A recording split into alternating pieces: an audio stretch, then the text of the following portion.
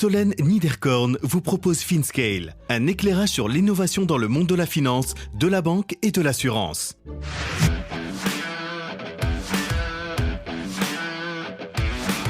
S'associer au corpo pour monter des startups. Patrick Amiel, CEO et cofondateur de 321 Founded. Nous, on va compresser le temps. En 2 mois, on fait l'étude de porte. 3 mois après, il y a un truc en ligne. On va chercher l'usage, les clients. Tout n'est pas parfait, tout n'est pas sec, mais c'est en marchant qu'on apprend et c'est surtout pas en théorisant davantage. Donc ça, c'est le point 2. Et le 3e point important, je pense, c'est de nouveau la gouvernance. Il faut créer un véhicule ad hoc pour se libérer. Alors, on va être un peu provoque peut-être dans la phrase, mais je trouve que ça résume vachement la pensée. Et il faut aller chercher la force du mammouth sans son inertie. Et donc on le fait nous en créant des structures ad hoc. Cette semaine, Patrick nous parle des obstacles auxquels sont confrontés les grands groupes et les corpos lorsqu'ils tentent de créer des startups et les raisons qui font qu'ils s'y intéressent. Nous revenons sur leurs difficultés à innover de manière significative en interne, pourquoi l'entrepreneuriat ne s'est pas encore réellement illustré, mais aussi, et c'est ça qui est intéressant, toutes les richesses que ces corpos peuvent apporter aux startups. Nous parlons de la méthodologie développée par 321 et voyons l'importance des signaux faibles dans la phase d'analyse de l'opportunité. Patrick prend comme exemple le lancement d'Angel Law, cofondé avec l'étude Auguste Debouzy, et nous déroule le setup de l'étude de marché des legal tech à la mise en lumière des besoins des startups ou scale-up pour gérer, créer et superviser l'ensemble de leurs contrats. Nous découvrons ainsi les outils, les équipes et les ressources mises à disposition du studio pour pouvoir sortir en quelques semaines les premières versions avant le recrutement de la team qui va lancer la startup. Nous parlons du positionnement des corporates dans l'exercice et du modèle de financement, ainsi que l'écosystème créé par Patrick et ses équipes pour scaler ce modèle. Bonne écoute à tous! Bonjour à tous, bonjour Patrick. Bonjour Solène. Merci beaucoup de nous offrir un petit peu de ton temps, parce que je sais que c'est compliqué, tu as beaucoup de choses à faire, donc on va revenir sur tout ce que tu fais. On va parler de 321 Founded. J'aimerais que tu te présentes, s'il te plaît, avant qu'on commence. Avec plaisir. Alors, du haut de mes 50 ans maintenant, il faut que j'accepte de passer le cap. J'ai eu un parcours plutôt, si on fait le passé, entrepreneurial. En 2006, je me suis associé avec 4 personnes pour monter une marketplace. On est parti il y avait une première activité, puis on l'a fait pivoter, et on a essayé de lever des fonds, que toute la belle traversée du désert possible. Surtout quand tu quittes un poste de salarié pour te lancer, que tu vas voir des professionnels d'investissement et tout le monde te dit non. Mais on y est arrivé avec un mix d'un fonds d'investissement Vintech et d'un corporate, Jacques Vera, chez 9CGTL à l'époque. D'accord. Donc ce qui n'était pas commun d'avoir à la fois un fonds et un corpo.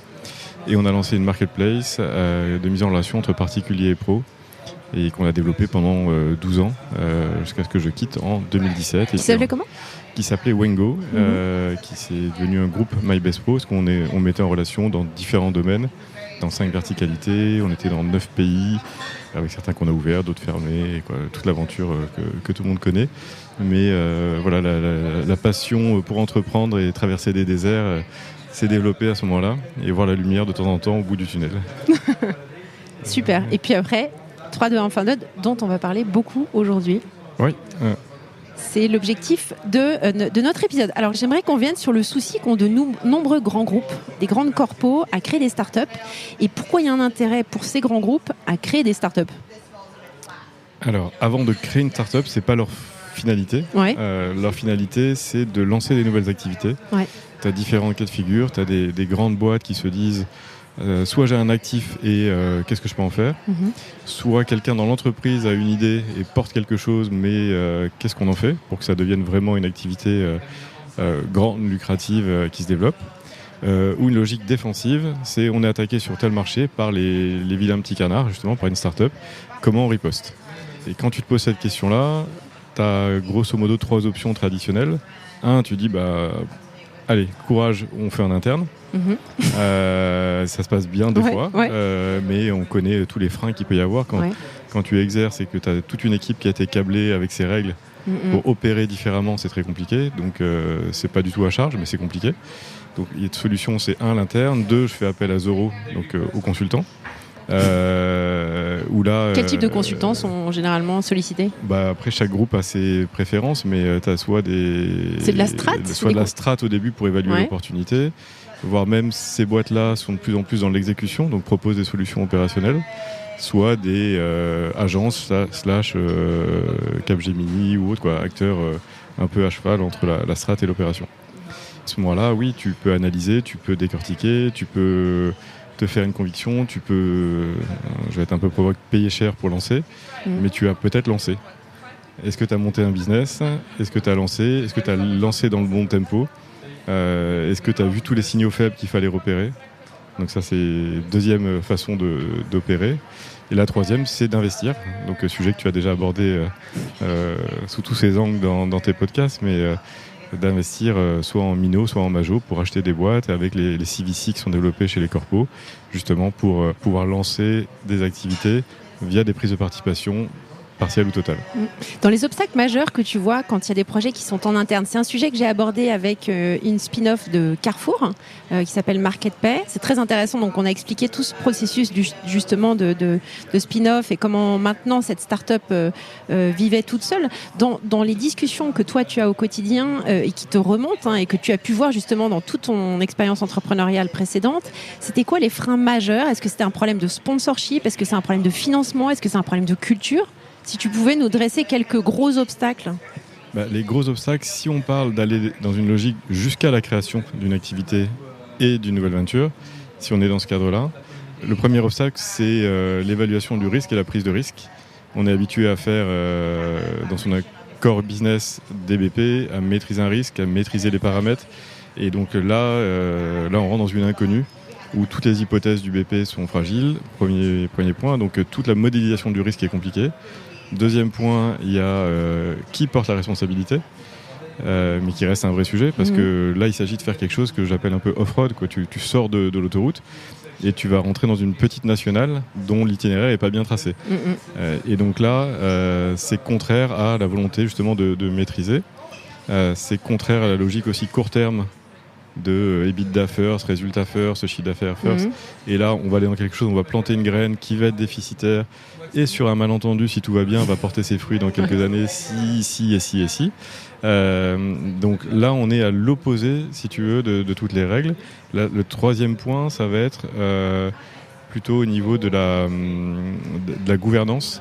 Il faut accepter de partager l'actif, accepter de partager la direction et accepter de s'entourer de gens différents. Donc le côté consanguin est un vrai sujet, mais je pense que toutes les boîtes en sont conscientes. De là à franchir le pas, ça c'est notre combat. Et alors le dernier point que tu as mentionné, parce qu'il y a quand même la première option qui est de développer en interne. Est-ce que tu vois dans les projets d'entrepreneuriat, moi j'en ai vu certains qui étaient très successful. Je pense à Forge, que tu connais probablement au sein du groupe Société Générale, qui s'est développé, c'était au départ un projet intrapreneurial. Donc il y a quand même des succès. Dans toi, ce que tu as vu, est-ce que ce type d'innovation peut fonctionner et qu'est-ce qui doit être mis en place ? Quels sont, on va dire, les facteurs clés de succès dans ce que tu en vois pour que ça fonctionne ? Alors, dans les facteurs clés de succès, effectivement, il y a des boîtes qui fonctionnent, rares. Il y en a quelques-unes à la Société Générale, quelques-unes au sein de la BNP, quelques-unes au sein de Michelin, qu'on a pu rencontrer, dans des domaines complètement différents. Je pense qu'à un moment, il faut être... Il y a la partie très en amont de lancer une activité, de la faire décoller en ayant des profils capables de gérer cette phase entrepreneuriale au sein d'un grand groupe, mais de scale. Donc en général, ce sont plutôt des personnes qui sont habituées à gérer avec un PNL assez lourd en faisant appel justement à plein de ressources. Là, il va falloir faire. Donc le point clé de s'entourer des bonnes personnes. Et après, l'association ou pas à la réussite est un grand sujet, parce que parmi les sujets ou les boîtes évoquées ou d'autres groupes avec qui on a pu parler, il y a des fois des personnes qui ont porté en intrapreneuriat un projet. Les règles ne sont pas hyper bien définies sur le partage de valeur à terme, donc c'est leur idée. C'est eux qui amènent les quelques premiers millions qui font que la boîte commence à décoller en termes de chiffres et autres. Et à ce moment-là, il y a une grande frustration sur le partage de la valeur. Donc les gens disent, j'ai quand même tout fait. Ok, la boîte m'a apporté un confort de dingue, des moyens financiers et autres, mais je suis à l'origine de l'idée, c'est moi qui le fais décoller. Et résultat, je ne suis pas associé au capital de cette boîte-là. Ah ouais. Je pense qu'il y a eu beaucoup de flou sur des initiatives de ce type-là, où les règles n'étaient pas définies en amont. Donc mon seul conseil, c'est de bien définir les règles en amont. EDF a également un programme d'intrapreneuriat où ils ont fait un gros travail pour définir les règles en amont. Très bien. J'ai déjà traité le sujet du Startup Studio avec Quentin Nickmans il y a quelques semaines qui a parlé d'Exa et des Founders. Donc on ne va pas revenir dessus spécifiquement. En revanche, j'aimerais savoir de quelle manière justement un Corporate Startup Studio, qui est votre spécificité, peut aider les grands groupes de manière très concrète à franchir ces obstacles, à innover beaucoup plus efficacement pour aller justement chercher ces opportunités de marché qui se présentent et qui ne peuvent pas réellement développer avec leurs ressources. Alors je reviens un cran en arrière. Vas-y. Pourquoi on a créé 3-2-1 ? Ouais. En fait, moi j'avais une énorme frustration, une énorme conviction, c'est qu'à chaque fois je parle, après mon aventure entrepreneuriale en 2017, de temps en temps j'intervenais dans le cadre d'exécutifs programmes pour raconter mon aventure entrepreneuriale, notamment à l'INSEAD, au CEDEP. Et à chaque fois il y avait les boards de toutes ces boîtes du CAC 40 ou au niveau européen. Et à chaque fois, une énorme frustration partagée en disant « Vous avez quand même des assets en or. N'importe quelle boîte qui se lancerait aujourd'hui, une petite start-up, scale-up, ce que tu veux, rêverait d'avoir 1% de votre circuit de distribution.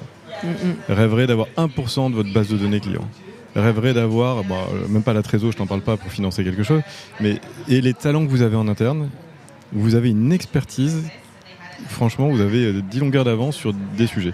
Mais vous avez autant de freins de l'autre côté. Ouais. Et vous accouchez malheureusement souvent de souris. Pourquoi une boîte comme Solocal, les pages jaunes, n'a pas créé Doctolib ? C'est clair. Ils avaient tous les médecins de France en base, ils avaient un logiciel de prise de rendez-vous, paf. Pourquoi Canal+, qui vend depuis des années du contenu exclusif, ce que fait maintenant Netflix, sur abonnement, ce que fait Netflix, avec toute la techno qui permet de diffuser ce contenu et de maîtriser la diffusion, pourquoi ils ne sont pas arrivés à avoir un tel succès ? Donc à chaque fois, c'est plein d'assets, mais une exécution qui n'est pas au rendez-vous. Donc ça, c'est la première frustration du début. Et là, on s'est dit, on n'est pas euro, mais avec Romain, mon associé, on a un background plutôt entrepreneurial, on aime l'exécution, on aime se prendre des murs. On aime. Tu dis ça avec le sourire, c'est non, sympa. Mais ça fait partie de la... Si on ne se prend pas de mur, c'est qu'on n'innove pas. Donc ça fait partie du parcours. Ouais. Donc on n'a pas de problème par rapport à ça. On sait naviguer dans le désert. Et on s'est dit, est-ce qu'on ne peut pas imaginer un modèle où on va chercher les assets des grands groupes ? Alors que tous mes potes entrepreneurs me disent, mais qu'est-ce que tu vas te galérer à bosser avec eux ? Ça va être très compliqué. Mais cette frustration de dire, est-ce que ces boîtes françaises, on ne peut pas leur donner des ailes ? Ça suppose de créer un modèle où entrepreneurs et corpos arrivent à bosser ensemble. Non pas pour faire de l'open innovation, du partnership ou je ne sais quoi, ça moi je le mets de côté, mais pour monter des vraies boîtes, pour aller à la guerre et essayer d'en faire des vrais relais de croissance et des business. Donc ça, c'est le point de départ. Ça s'entend peut-être, c'est cette frustration en se disant, est-ce qu'on ne peut pas imaginer un modèle qu'on n'avait pas pour travailler là-dessus ? Donc on a itéré longtemps et donc on a créé ce modèle-là. Donc pour revenir à ta question, les points d'attention, on l'a vu parce que des fois les boîtes qu'on a lancées là via 3-2-1 Funded, nos partenaires corpo avaient bossé avant avec des grands cabinets de conseil pour évaluer les idées. Nous on a une approche qui est complètement différente. On va chercher tous les signaux faibles pour te dire si tu veux te lancer dans tel secteur d'activité, il ne s'agit pas de te dire le marché fait 3 milliards, tu vas prendre 2%, ok, fine. Mais en général, on va identifier 400 boîtes dans le secteur, dans les 4 coins du monde. On va aller parler aux fondateurs de boîtes qui ont planté des boîtes dans le secteur pour comprendre pourquoi. Donc là, tu as plein de petits signaux faibles qui peuvent être la propension à payer n'est pas là, le CAC est hyper élevé, mais pourquoi ? Ou il y a un acteur sur le marché qui a déjà loqué, qu'on n'avait pas vu. Donc c'est là où on va avoir plein de petits signaux qui ne sont pas dans des études de marché. Et je connais aucun pote, alors ça serait intéressant de voir parmi tous les mecs qui ont monté des startups qui fonctionnent, donc qui font du chiffre et qui sont rentables, combien a fait une étude de marché digne de ce nom, combien a fait une étude quali-quanti. Ça, c'est les réflexes des grands groupes. Nous, on n'en fait pas ça. Ouais. Donc c'est là où il y a un choc culturel, c'est qu'au moment de les convaincre qu'il faut y aller, si tu veux, on doit les convaincre avec des armes qui ne sont pas les outils qu'ils utilisent habituellement. Ouais. Donc nous, le point clé, c'est on analyse pendant 2 mois, si tu veux, les études de porte quand on doit se lancer. Ouais. Et là, on va analyser 400 boîtes, on va parler à une centaine de personnes. On fait des tests en allant dans la rue, en parlant à des gens, en parlant à des clients. Avec la famille Mullier, on a voulu lancer une marketplace dans la mobilité électrique. À un moment, on allait discuter avec les gars dans les recharges, quand ils rechargeaient leur véhicule, pour même parler, pour comprendre tous les pains. Donc, on va extrêmement opérationnel, à la fois un peu stratège en amont, mais très opérationnel aussi. Et on doit craquer à ce moment-là, à la fois est-ce qu'il y a une opportunité, est-ce qu'il y a une petite fenêtre, une petite zone de tir, mais également est-ce qu'on maîtrise à ce moment-là le go-to-market. Si je te dis va prendre tel marché parce qu'il y a une opportunité et c'est super et même le BP est là, fine, mais comment tu fais? Et donc pendant ces 2 mois, on craque aussi, est-ce qu'on est capable de faire que ça marche? Donc s'il y a 3 partenariats clés à les loquer avant de se lancer, on les loque. S'il y a des talents à aller chercher, donc très opérationnel. Donc le premier point, c'est un peu long comme réponse. Non, c'est ce que je regarde parce que j'ai une sorte de trame quand même. Je regarde où tu m'emmènes. Non, j'essaie de répondre à ton point, mais le premier point, c'est si une boîte doit se lancer, qu'elle passe le temps à analyser l'opportunité, mais pas que en interne, pas que avec des consultants, mais avec des doueurs. Alors, nous ou quelqu'un d'autre, mais des gens qui ont fait. Ouais. Et je pense qu'ils vont voir des choses qu'ils n'ont pas vues. Ça, c'est le premier point. Le deuxième point clé, c'est si tu veux opérer, la notion clé, c'est le tempo. Si tu vis au rythme de ta large compagnie, la décision va être longue, la capacité de lancer va être longue, et la capacité d'aller chercher des bons indicateurs et de croître va être... Le temps est hyper long. Ouais. Nous, on va compresser le temps. En 2 mois, on fait l'étude de porte. 3 mois après, il y a un truc en ligne. On va chercher l'usage, les clients. Tout n'est pas parfait, tout n'est pas sec, mais c'est en marchant qu'on apprend et c'est surtout pas en théorisant davantage. Donc ça, c'est le point 2. Et le troisième point important, je pense que c'est de nouveau la gouvernance. Il faut créer un véhicule ad hoc pour se libérer. Alors, j'allais y venir. On va être un peu provoque peut-être dans la phrase, mais je trouve que ça résume vachement la pensée. Et il faut aller chercher la force du mammouth sans son inertie. Et donc on le fait nous en créant des structures ad hoc. Très intéressant. Alors j'étais intéressée quand même, avant qu'on prenne vraiment un cas concret, que tu nous expliques quelle est la posture que vous adoptez vis-à-vis de ton cofondateur, qui est ce grand groupe. Est-ce que c'est un actionnaire semi-passif où tu vas aller piocher des ressources en interne pour vraiment actionner quand il y a des besoins, par exemple des connaissances marché hyper spécifiques ou des connaissances techniques, etc.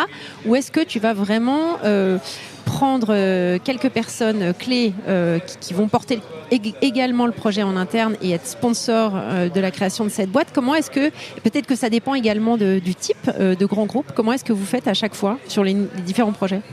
Alors, je te remercie Solène déjà d'un mot, parce que tu as employé le mot coactionnaire. Et c'est exactement ça, parce que j'ai interdit l'usage du mot client, si tu veux, au sein de 321. On n'a pas de client. Bah non, tu cofondes avec mais beaucoup de personnes font un amalgame entre du conseil et de choses avec un client et fournisseur.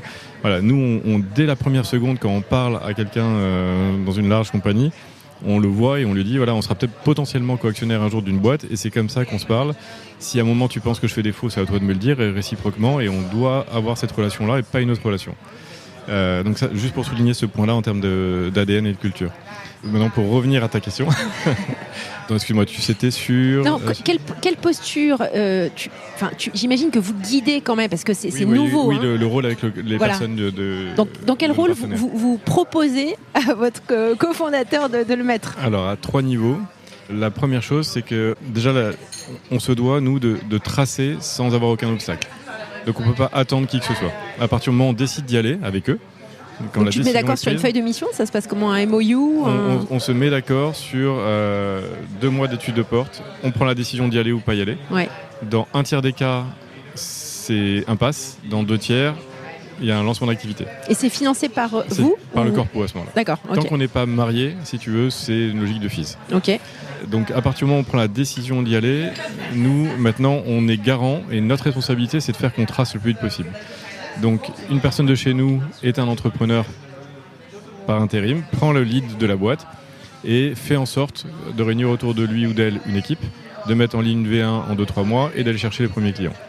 Parallèlement à ça, on va chercher les fondeurs qui vont rentrer au capital en temps 2, ça prend à peu près 6 mois.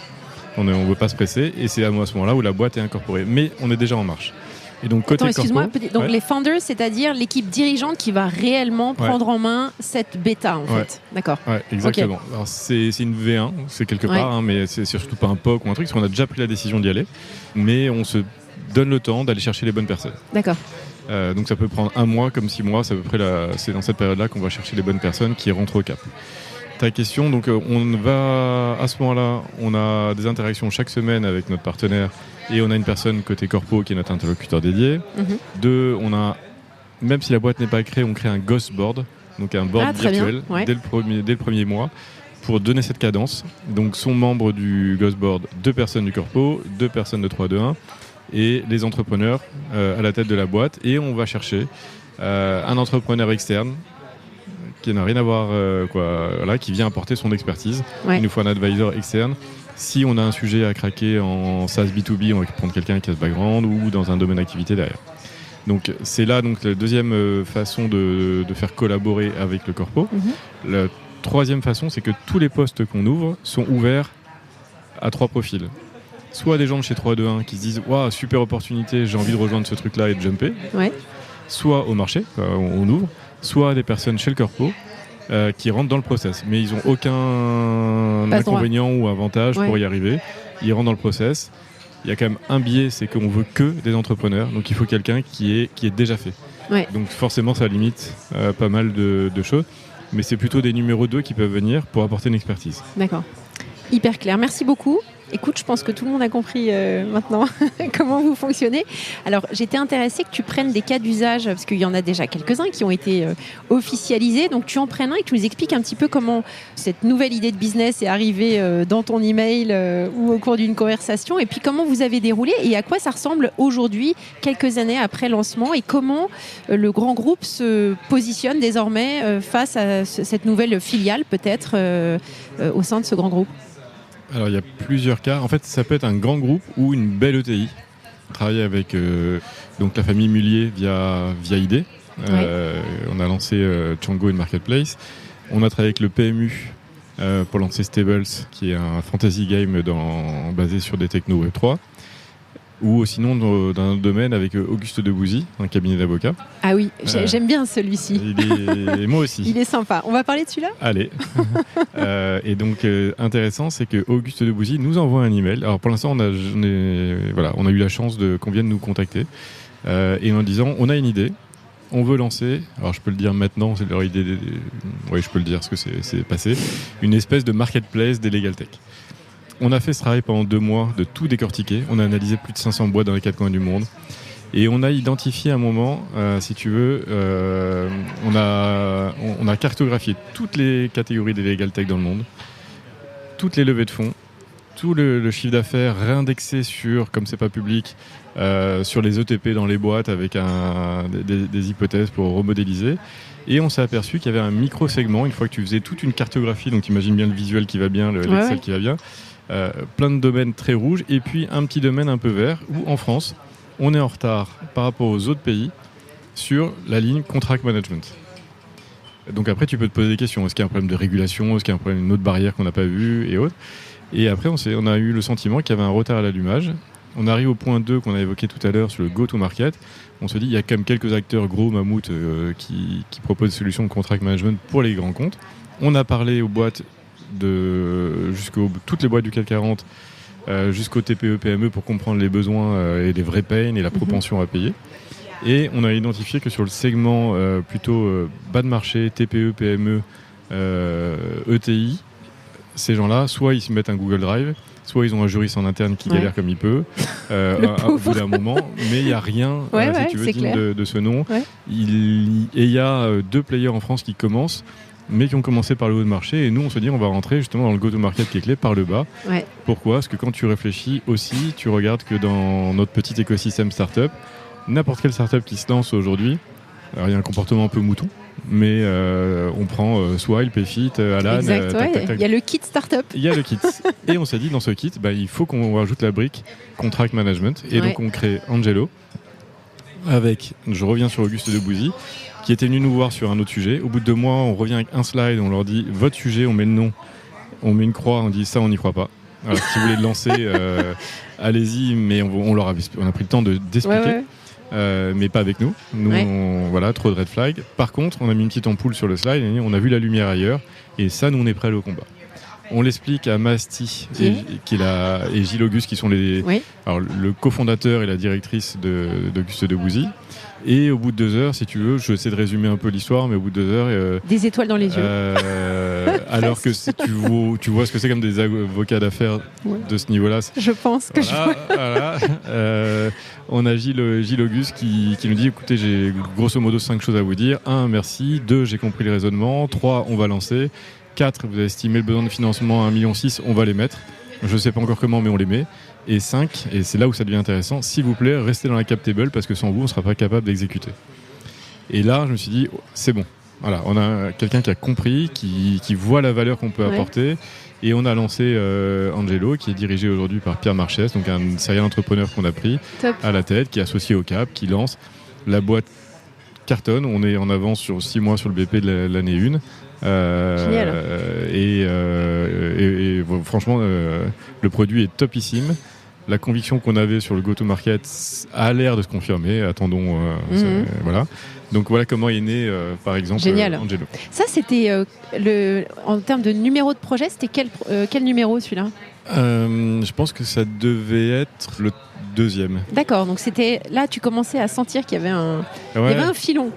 Il y avait un filon et surtout on avait une méthodo qu'on n'a fait que améliorer depuis. Mais si tu veux, c'est tout le socle méthodologique qui est né à travers ce qu'on a fait avec Via Idée, puis Auguste Debouzy. Et qu'on est aujourd'hui intransigeant, même des fois on vient nous dire, on vient vous voir pour lancer tel truc. Et on l'a eu un cas, je ne pourrais pas aller trop dans le détail, mais avec le BNP Paribas, qui avait déjà, si tu veux, analysé en profondeur quelque chose.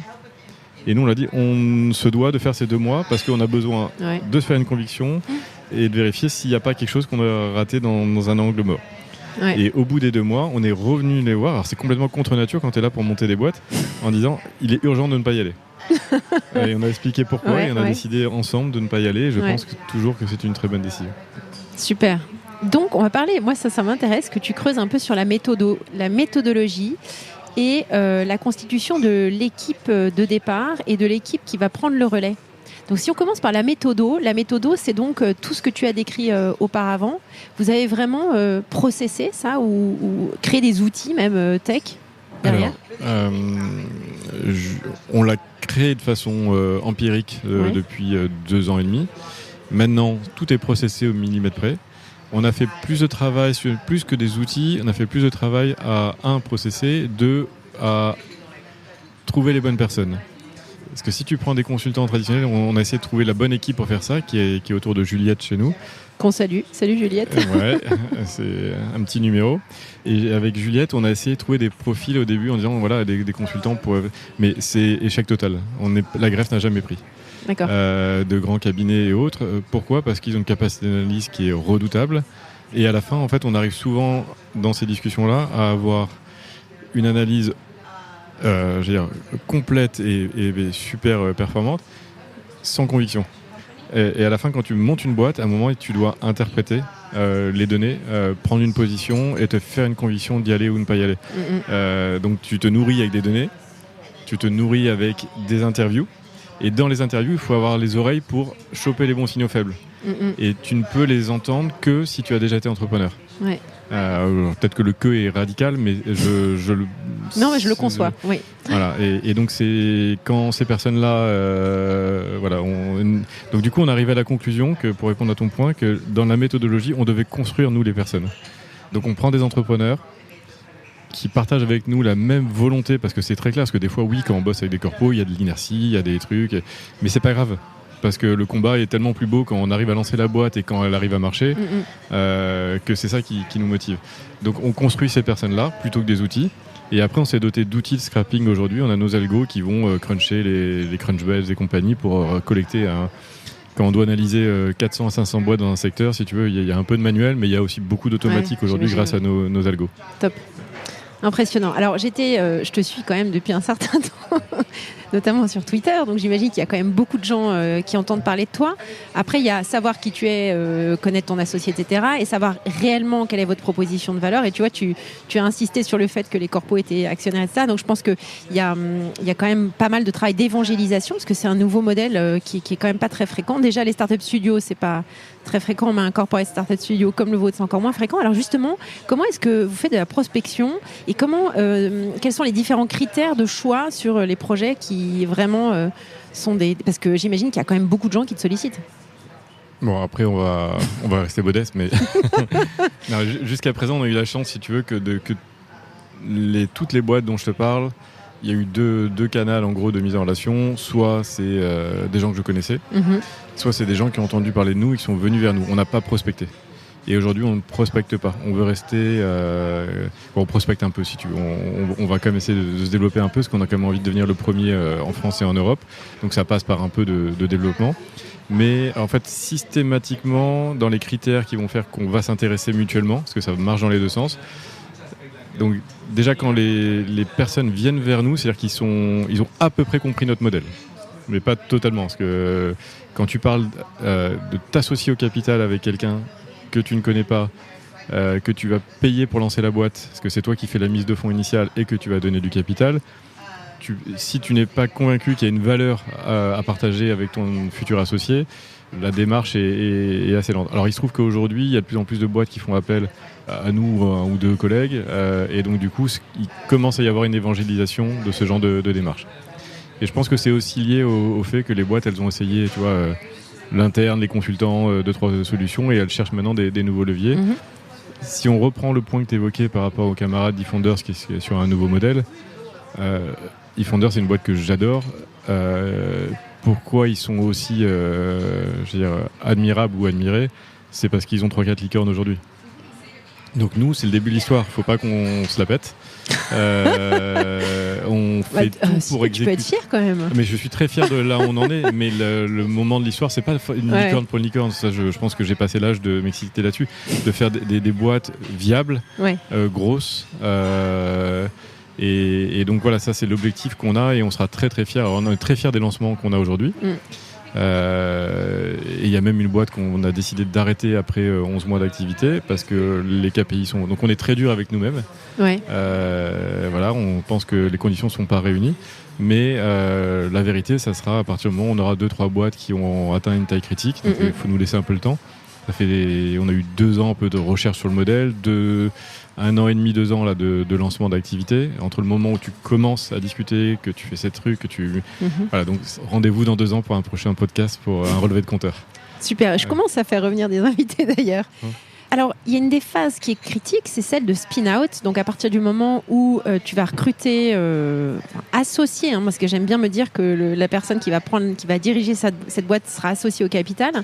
J'aimerais juste que tu reviennes sur ce point-là, qui est le recrutement de cette personne-là ou de ces personnes-là. Et quand est-ce que, parce qu'il y a une logique de scaling aussi pour ces boîtes-là, donc ils vont aller chercher du capital, à partir de quand est-ce que tu retires la prise, entre guillemets ? Alors, bonne question. Enfin, il y a plein de questions en fait. Il y a 2 questions. J'en vois 2. Il y a une sur comment trouver les bons fondeurs, et 2 sur le modèle de décollage. Comment trouver les bons fondeurs ? Aujourd'hui, c'était une question qu'on se posait au début. Est-ce qu'on va trouver des vrais entrepreneurs qui veulent prendre la tête de boîtes où on a un peu pré-mâché le travail ? Tu vois, c'est comme si je te dis, Solène, j'ai un truc dans les fintech, tu peux venir devenir CEO. Je t'annonce que cette boîte a déjà levé 2 millions, qu'il y a déjà une V1 qui tourne, qu'il y a déjà 6 personnes qui travaillent dessus, qu'on a passé 2 mois à dérisquer, qu'on a un co-actionnaire. Donc c'est un peu le Père Noël au début, si tu veux, les discussions. On arrive quand même avec un actif et on veut être sûr que c'est un vrai entrepreneur en face, pas un wannabe. Oui, pas un wannabe. Donc on regarde bien évidemment ce qu'il a fait avant. Et aujourd'hui, alors avec le réseau, on en a pas mal et c'est beaucoup de recos dès qu'on cherche. Et on a un vivier d'une centaine d'entrepreneurs avec qui on reste en contact régulièrement. Et aujourd'hui, il y a aussi pas mal de personnes qui ont déjà monté une boîte ou 2 qui se disent c'est quoi mon coup d'après ? Et soit j'ai pas l'idée, soit j'ai pas les bons associés. Soit j'ai fait un truc, mais j'étais frustré dans ma aventure précédente d'avoir fait un truc trop petit. Et est-ce que ensemble avec vous, on peut faire un truc plus gros. Donc j'ai pas de problème de bande passante à trouver des talents de dingue aujourd'hui qui ont déjà un savoir-faire entrepreneurial. Ça, c'est le premier point. Deuxième point sur le modèle. Alors, on a 2 types de boîtes qu'on monte. Soit elle est très proche du core business du corpo. Alors, c'est jamais une feature, on n'est pas pour leur développer un outil interne. Mais si c'est assez proche, on est assez lucide que le corpo va vouloir à un moment reprendre la main sur cet actif, si ça marche. Carrément, ouais. Donc là, il faut juste être lucide. Donc le modèle, c'est que le corpo est majo à la création. Le reste du capital est réparti entre le studio et les fondeurs. Et il a un call et un put à 3-5 ans pour reprendre la main sur la boîte. D'accord. Donc, avantage pour le corpo, c'est que quelque part, il met un ticket pour lancer et si ça marche, il a une option de prise de contrôle. Ouais. Et donc, tu vois, si tu t'appelles, je sais pas, peu importe quelle boîte, mais une banque ou autre, tu veux te lancer dans un segment TPE, PME, soit tu rachètes une boîte pour 60, 80, 100 millions quand elle est mature et qu'elle marche, soit en amont, c'est là où il faut faire un peu de prospective, tu décides de planter 3-4 graines en amont et tu mets 3-4 tickets de 5-10 millions pour les financer. Ça t'aura coûté peut-être 15 millions. Et s'il y en a une qui marche parmi les 3 qui atteint une taille critique, ça sera mieux que de racheter un actif à 80 millions après. Ouais, avec un DNA commun, etc. Exactement. Et donc c'est pour ceux qui sont capables d'anticiper et de planter ces graines avec nous, parce qu'on part de zéro, où on peut faire du build-up aussi. Donc ça, c'est l'option 1, assez proche du giron du corpo, et nous, ça nous va bien. On a complètement intégré cette dimension-là aussi. Et on est tous alignés sur les objectifs, puisqu'on est tous co-actionnaires pour les conditions de sortie. Deuxième cas de figure, c'est plutôt une boîte qui se dit « j'ai un asset ». Je veux le spin-offer pour essayer d'adresser un marché dans sa globalité. Comme c'est pas assez core business, il va falloir que pour la série A, continuer de le financer et c'est pas moi qui vais le financer. Ouais. Je veux bien amorcer la pompe en mettant 2-3 millions pour lancer, mais les tours suivants, ça doit être sur le marché. Dans ces cas-là, on a discuté avec tous les fonds de Paris pour vérifier qu'on a construit avec eux le modèle. Le corpo est minot à la création et à autour de 30%. Ouais. Et les fondateurs ont 50%. D'accord. Et ce qui est plus simple, ce qui est logique. Nous, on a 20%. Ouais. Et donc dans ces cas-là, la cap table est propre pour aller ensuite chercher de l'argent sur le marché. Pour pas que les fonds nous disent « attention, il y a le gros méchant corpo ». Et ça bouge, ça bouge. Oui, tout à fait. Donc il faut qu'il soit là pour une bonne raison. Il l'a financé, il apporte peut-être un peu un unfair advantage, mais il n'est pas trop lourd dans la gouvernance. Ouais. Donc vous les amenez plutôt jusqu'à la série A, c'est ça, à peu près ? Alors nous, notre rôle, c'est de gérer cette phase où on a un entrepreneur de chez nous, ce qu'on appelle un venture builder, entrepreneur par intérim, lance la boîte, fait en sorte que la greffe prenne avec le fondeur qu'on prend. Lui, on va l'accompagner à peu près pendant 6 à 12 mois dans son décollage. Donc il reste proche de chez nous, dans nos locaux, on interagit très régulièrement. Et après, il va s'envoler tout doucement. Et à ce moment-là, nous, on est membre du board et on défend nos intérêts, les intérêts de la boîte en tant que board member. D'accord, mais plus du tout dans l'opérationnel. Très peu. Top. Écoute, c'est génial. J'ai hâte de t'avoir dans un an pour faire le point. Écoute, on est déjà au-delà du temps que j'avais en tête, mais c'est passionnant. J'aimerais juste savoir quelles sont les logiques de scaling et puis quelles sont vos prochaines étapes. Notre feuille de route, c'est 2023, on doit être le premier corporate startup studio en France. Pas juste de le décréter, mais par les faits. Donc on se bat sur grandir en gardant ce niveau de qualité. On refuse certains traits durs aussi vis-à-vis de nous-mêmes et vis-à-vis de tout pour aussi un moment tout n'est pas aligné pour monter des vraies boîtes. Donc feuille de route, c'est être le premier en 2023 en France. On va partir de Q4, ouverture d'un nouveau pays. Lequel ? Tu peux rien dire. Non, mais on est en train de regarder des pays européens. Ok. Et sûrement dans une logique d'acquisition. D'accord. Voilà, parce que le carnet d'adresses, le réseau, la crédibilité, les barrières culturelles qu'il peut y avoir, il faut prendre des gens qui ont notre sang, notre ADN dans leur pays. Super, écoute, c'était hyper intéressant. Alors, je ne sais pas si tu m'écoutes souvent, mais à la fin, je demande toujours une recommandation de livre, de podcast ou de film, ou voilà, un moment d'inspiration pour notre audience. Donc, pour être franc, c'est vraiment pas correct, mais c'est vrai que je ne suis pas très podcast, donc ça, ok. Les films, je mets de côté un peu, mais alors, sur les bouquins, j'ai fait un truc rigolo, c'est que j'en lis quelques-uns, soit des romans, soit des trucs un peu business, mais j'arrive pas beaucoup à dépasser les 4 premières pages en général. Moi, j'ai un truc que je me relis de temps en temps, c'est une... Tu vois, c'est bizarre, hein, mais tu me demandes des trucs perso, mais en fait, c'est mon journal intime quand j'étais ado. Ah, excellent! Où je m'étais écrit à moi en tant qu'adulte pour me donner des conseils quand je serai adulte. Et alors, tu les suis, j'espère? Eh ben non, mais alors des fois on dérape parce que t'as les nerfs qui montent, t'as les trucs, t'as la fatigue, tu fais pas gaffe. Mais ça me rappelle à l'ordre régulièrement sur la façon de gérer les enfants. Tu vois, c'est comme quand t'es petit et que tes parents te disent... toi, tu vas aller voir en disant ouais, j'ai tel sujet et compagnie. Ils disent c'est pas grave, ça va passer ou t'inquiète, c'est rien. Et je m'étais dit de ne jamais sortir une phrase pareille parce que tout est relatif. Et qu'à un moment pour toi c'est peut-être quelque chose d'énorme et que si la personne n'est pas capable de comprendre, de se mettre à la place de l'autre ou au moins d'écouter et voilà, donc tu vois les petits points de friction quand t'es petit, je me les suis appliqués. Excellent. Et donc je me relis dans l'éducation de mes enfants. Alors là s'ils écoutent ça ils vont me dire t'es à l'ouest, mais c'est comme ça.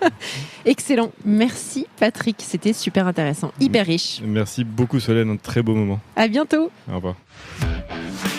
Merci à tous pour votre écoute. Je suis ravie d'avoir partagé ce moment avec vous. N'hésitez pas à me contacter sur Twitter ou LinkedIn pour me faire part de vos commentaires ou de vos réactions. Et je compte sur vous pour noter cet épisode sur vos plateformes de podcast préférées. À la semaine prochaine!